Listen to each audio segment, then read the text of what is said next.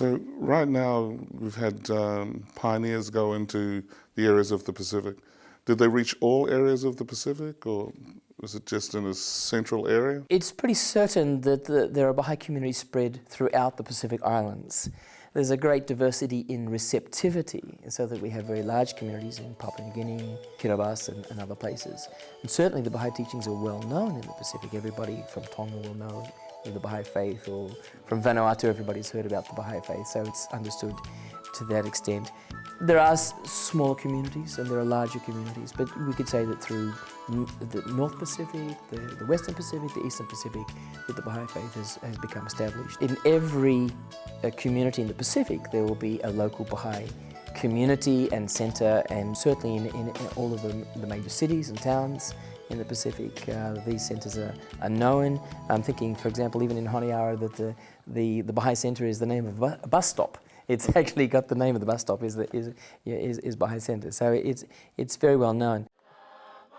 But I think also significant to think of the Baha'i House of Worship in Samoa that was built in the 1980s in honour of the fact that the head of the state, Malietoa Tanamo Fili II, was a Baha'i from 1968. He passed away recently, just several years ago. My sincere and warmest expression of thanks goes to the members of the Baha'i Faith. But he was one of the champions of the Baha'i teachings in the Pacific, and now there's a magnificent temple outside of Apia, partly in recognition of that fact. That's the mother temple of the Pacific Islands.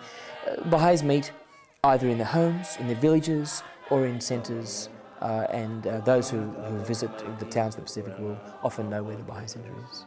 Do you know of any other Baha'is that have gone and pioneered in the Pacific that you may want to mention? I've mentioned briefly Alvin and Gertrude Blum, who, although Americans travelled from New Zealand to go to Solomon Islands in the 1950s.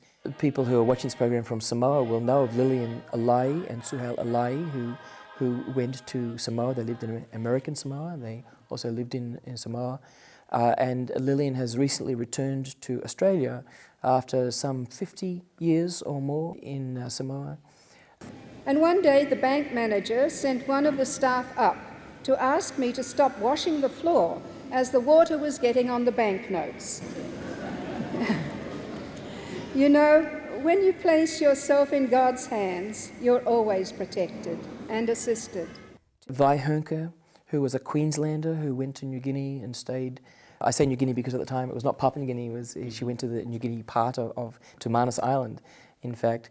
A great number of Baha'is went out in the 1950s who remained in their posts through the 1970s, 80s, even into the 1990s.